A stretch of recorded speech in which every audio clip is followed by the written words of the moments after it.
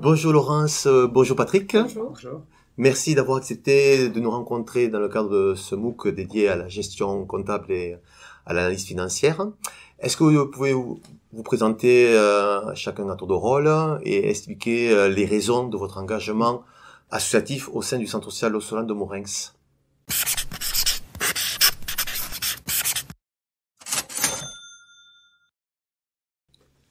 À toi, Laurence. D'accord. Donc, merci de votre accueil. Donc, je suis Laurence Rapin. Je suis entrée dans le monde associatif en 1991, donc en tant que militante associative et également responsable administrative et financière de différentes structures. Donc, mon activité militante s'est située au niveau du LVA, lieu de vie et d'accueil Regain, dont Madame la Présidente a parlé, je pense. Donc, j'étais 13 ans militante et après 13 ans responsable de la gestion de l'association. Et parallèlement à ça, donc, je connaissais le centre social parce que le centre social accueillait des jeunes, des mères avec enfants et des jeunes de notre structure. Donc, j'avais une idée d'un petit peu des actions du centre social. Voilà, donc à un moment donné, j'ai quitté cette structure, j'ai choisi de partir vers prendre une autre orientation et je me suis orientée vers l'accompagnement de la personne, mais à travers l'écriture. Donc je suis écrivaine publique, biographe et animatrice d'ateliers d'écriture. Et je m'étais promis que si j'avais un peu de temps, je consacrerais du temps au centre social parce que la dynamique me plaisait ainsi que les actions. Et donc, j'ai choisi de poser ma candidature au centre social, de proposer d'être bénévole de l'association, donc au niveau des actions qui sont développées par le centre social, mais aussi parce que pour mieux comprendre le fonctionnement de cette grosse structure en tant qu'administratrice. Voilà, donc j'ai proposé mes compétences et puis mes envies. Et je suis rentrée donc au Centre social Ossolan il y a 4 ans. Voilà. Bon, moi, Patrick Guarder, ma carrière professionnelle s'est déroulée dans le secteur industriel, essentiellement plutôt métallurgie. Je suis arrivé au centre social par intermédiaire du cinéma. J'étais bénévole au cinéma. À la fin de ma carrière, je me suis engagé dans un bénévolat au cinéma, puisque c'était entre autres une de mes passions. Et là, on m'a proposé de représenter le cinéma dans le collège associatif du centre social.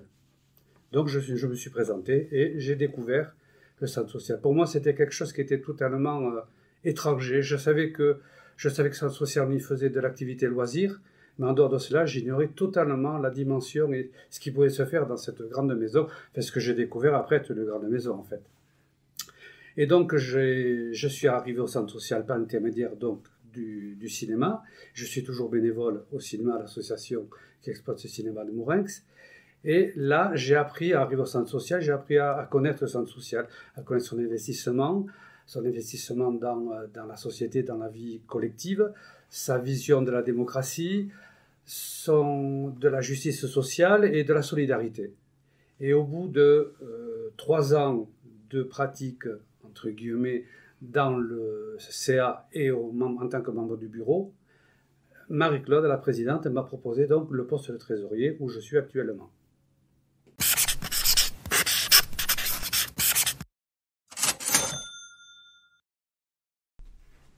Vas-y.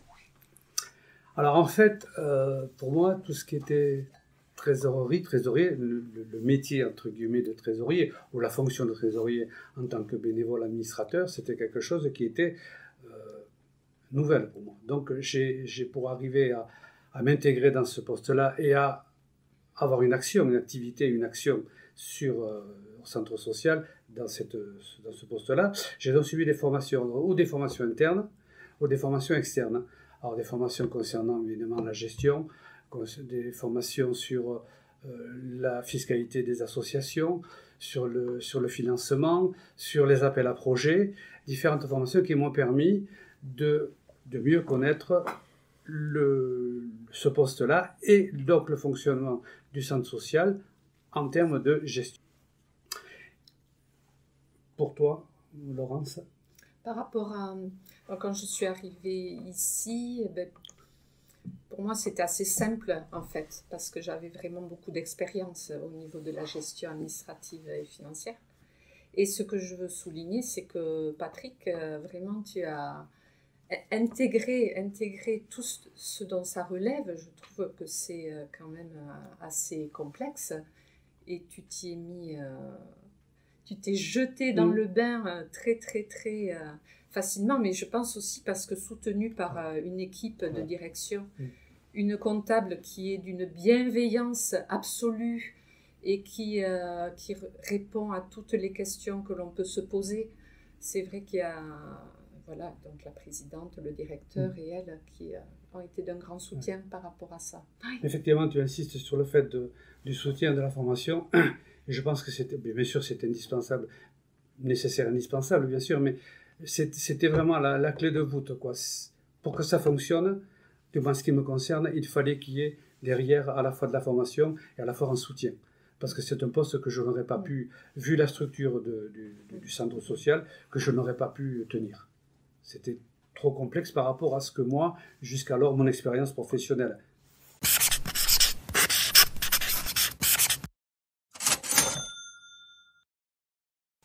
Alors, il y a la complexité liée aussi à toutes les lignes budgétaires, financières. Il y a énormément de partenaires financiers. C'est un budget, je crois, de 2 millions d'euros.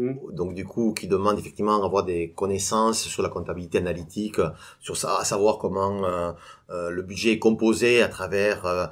on voit toujours des partenaires financeurs qui sont réguliers, mais en même temps nombreux. On pense à la ville de Mourenx, on pense à la caisse d'allocation familiale, au département. Donc chacun a aussi ses logiques de financement. Il y a aussi toute la réalité liée à l'évolution des modes de financement, où à l'époque on avait des financements plus ou moins pérennes, réguliers, avec des subventions qui tendent aujourd'hui à diminuer, ou en tout cas à ne plus être retranscrits d'année en année sur les budgets, et donc il nécessite d'avoir d'autres sources de financement. Tout ça, c'était aussi nouveau pour vous, Patrick? Oui, tout à fait, tout à fait. Au même titre que je ne connaissais pas le fonctionnement et le rôle du centre, et le fonctionnement et le rôle donc, du centre social, je ne connaissais pas son financement. J'ai vite compris que la CAF, c'était un partenaire institutionnel important, mais en dehors de cela, c'était totalement, pour moi, c'était totalement nouveau. Et effectivement, comme vous disiez, au niveau de l'évolution des partenaires institutionnels, on voit bien qu'avec le temps, on est appelé à chercher d'autres nouvelles sources de financement. Parce que les modes de calcul changent, parce que les orientations changent, et donc aujourd'hui, on fait de plus en plus des appels à projets, de manière à pouvoir pérenniser certaines activités, et puis avoir une gestion saine du centre social. Si je peux intervenir, j'ai participé à une formation sur le mécénat. Et pour moi, c'est quelque chose, ça a été assez compliqué de me dire il faut faire appel à des privés pour continuer à travailler. Je trouve que c'était une dimension une dimension nouvelle, mais assez étrange au niveau de la démarche, parce que souvent ce sont des acteurs qui n'ont pas forcément de lien avec le social. Voilà, ils tirent un certain bénéfice de données, mais c'est nouveau, quoi. Voilà, c'est une orientation nouvelle des associations, et il faut qu'elles aient ça en tête, que certes de l'argent il y en a, mais il faut aller le chercher. Il faut aller le chercher dans des secteurs qu'on n'aurait pas forcément prospectés, quoi. Oui. Mais c'est une autre forme de pensée, quoi. Il faut il faut s'ouvrir, quoi. C'est vrai que c'était pas le fonctionnement qu'on avait. On travaillait avec des institutions, et voilà, là on élargit. Donc si c'est bien pour les habitants et puis pour la dynamique du centre social. Et dans ce travail de coopération avec des acteurs du monde de l'entreprise, il y a aussi une forme d'acculturation, du coup, aussi à réaliser de part et d'autre, tant au niveau des acteurs associatifs, de ceux qui sont en tant que défenseurs d'un projet militant, d'utilité sociale, de contribution au bien commun, que du coup au niveau des acteurs issus du privé ou du monde entrepreneurial, qui sont dans d'autres logiques. Oui, tout à fait. Oui, puis effectivement, il faut voilà, il faut faire connaître le centre social et ses fonctions et son travail et son implication et son regard sur la société finalement. Oui, oui, C'est aussi la le fait d'impliquer valorisation. voilà, c'est aussi le fait d'impliquer des entreprises locales ou des partenariats locaux, que ce soit entreprises ou autres. C'est aussi une façon de montrer d'avoir notre regard sur, je ne parlerai pas de politique, mais notre regard sur la vision de la société. Mais c'est quand même le domaine pour moi de la direction, de mettre ça en œuvre. Voilà, c'est plus dans la politique de la direction que moi, en tant qu'administratrice, je ne me sens pas suffisamment aguerrie pour faire ce genre de démarche.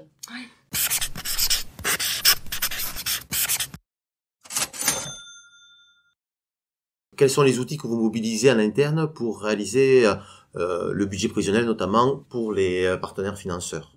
Alors, en ce qui concerne le budget prévisionnel, le calendrier lui-même, il s'élabore de cette façon suivante. À partir de la fin du premier semestre, la direction, les responsables locaux, enfin pas locaux, pardon, les responsables des secteurs d'activité, des pôles, voilà, et la comptable établissent un premier budget prévisionnel en fonction du réel de l'année en cours, en fonction de l'aspect social, salaire, charges et promotions diverses et notamment la RIS, l'évolution de ces... Qu'est-ce que c'est que la RIS? Qu'est-ce que c'est que la RIS? C'est la RIS. C'est la RIS. C'est la rémunération individuelle de salaire qui est liée à la convention collective des centres sociaux. Voilà, d'accord. Déterminer un pourcentage d'augmentation. Voilà. Et également avec les besoins par chaque pôle. Donc la comptable établit un premier budget prévisionnel qu'elle soumet à la commission qui est composée donc de la direction, de la présidente, trésorier et bien entendu de la comptable. Bon, à ce moment-là, on fait parfois des arbitrages, parfois des ajustements, de manière à établir un budget prévisionnel. Lorsque ce budget est établi, et là, à ce moment-là, généralement, nous, on se concentre sur les postes 6 et 7, les charges et les produits. Ce sont essentiellement les deux lignes les deux colonnes que l'on regarde, qu'on étudie. Lorsque le budget prévisionnel est établi, à ce moment-là, on le présente en bureau, puis en comité d'entreprise pour le faire valider. Conseil d'administration pour le faire valider. Et ensuite, donc, l'année déroule au cours de l'année, donc la comptable, avec la comptabilité analytique, suit le fonctionnement du centre social, encaissement, décaissement, ainsi qu'avec les responsables de pôle. Tout ça alimente la comptabilité analytique. À la fin du premier semestre, donc, à ce moment-là, on fait un bilan récap de l'année et on prépare Et là, je me perds les crayons. Ouais. Non, donc, on présente effectivement le budget prévisionnel en conseil d'administration qui est adopté. Et après, en début d'année, donc, il y a l'élaboration, une fois que tous les chiffres sont rassemblés, du compte de résultat, qui est aussi présenté donc, en bureau, puis en conseil d'administration, pour être validé par le conseil d'administration avant d'être présenté en assemblée générale, puisque c'est l'assemblée générale qui vote, qui valide le compte de résultat.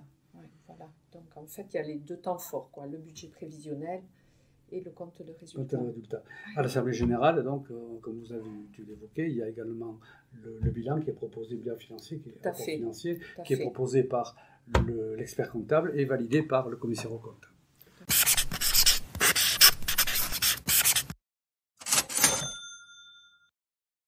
Laurence et Patrick, est-ce que vous pouvez nous expliquer comment vous procédez dans la préparation du rapport financier annuel des comptes associatifs?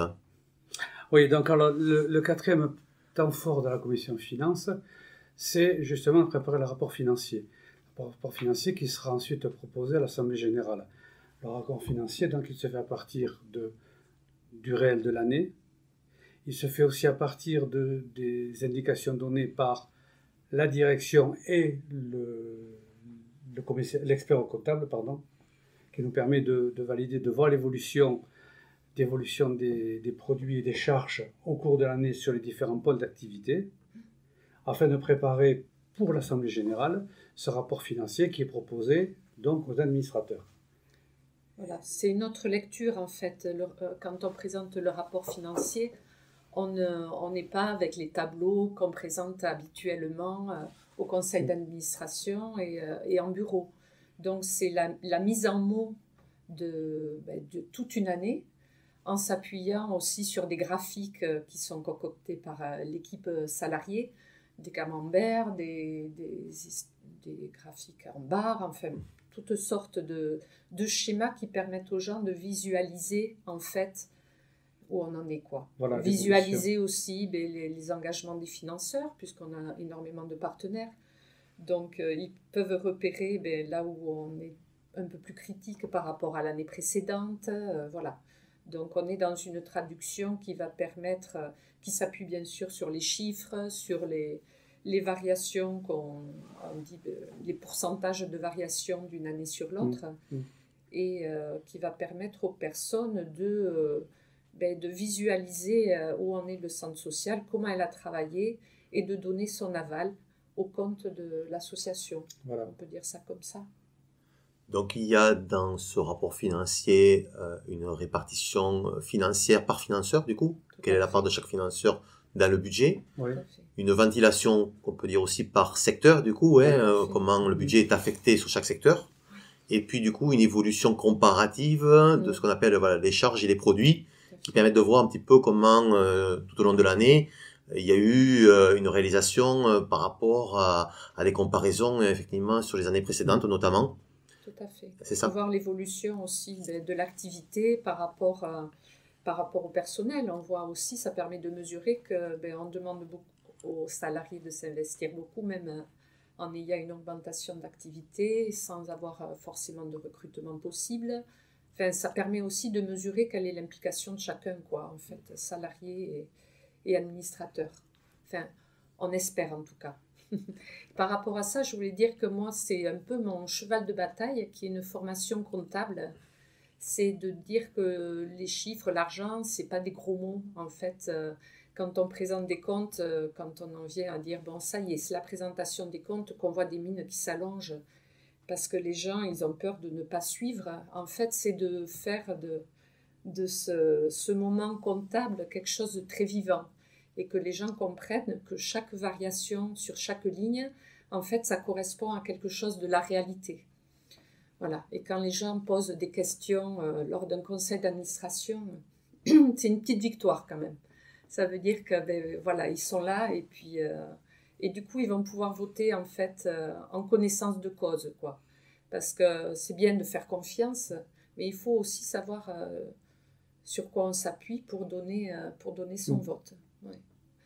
Pour moi, c'est très important, en fait. Dire les chiffres, c'est le terrain, quoi. Voilà, c'est pas... Voilà. Merci beaucoup, Laurence et Patrick, pour votre témoignage. Une dernière question pour conclure notre entretien. Quelles sont les motivations qui font qu'aujourd'hui, vous êtes toujours impliqué en tant que gestionnaire associatif, responsable auprès du centre social sur ces questions financières? Je peux commencer? Oui. Donc, mon implication, ce sont les actions du centre social qui ont vraiment une vraie valeur pour moi, pour relier les gens, pour les valoriser. Donc ça, c'est quelque chose. C'est l'équipe, autant administrateur, équipe dirigeante, les salariés que je rencontre. C'est l'ouverture et l'échange qui est entre nous. En fait, on ne peut rien faire l'un sans l'autre. Et je sens vraiment que nous avons notre place en tant que bénévole. Et donc, au niveau des comptes, j'aime bien parce que, voilà, toujours parce que les chiffres, c'est une réalité, quoi. Enfin, ça correspond à la réalité des actions qui sont menées.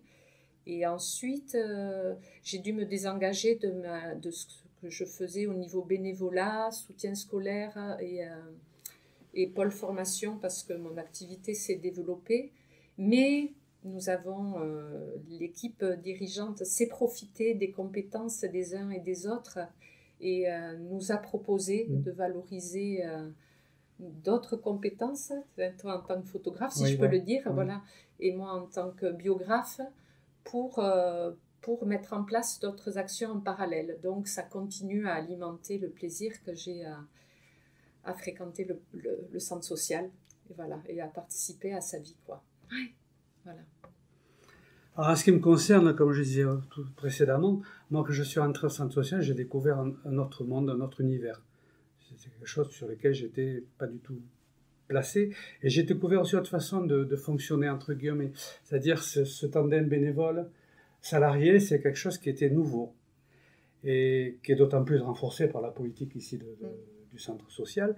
Ça, c'était nouveau, ça, c'est qui apporte des relations différentes. Et puis la vision du centre social, des centres sociaux et du centre social ici à Mourenx, cette vision sur la société, ses engagements, font que ça m'a donné envie de continuer. Et puis à travers le poste de trésorier, puis c'est le fait de comprendre comment fonctionne le centre social, comment il est financé. D'abord le volume qui est traité, les différentes activités, comment c'est financé. Et également le fait d'être toujours actif finalement, puisque je suis rentré ici, j'étais à la retraite. Donc à la retraite, ce qui veut dire que j'étais mis sur la marge. Et le fait de rentrer au centre social, c'est une façon de rester actif, et actif dans une vision de la société, une vision sociale. Et c'est ce qui finalement me porte toujours, au même titre que je le fais au cinéma, mais le cinéma en plus il y a la dimension loisir, plaisir du film et du cinéma. Voilà.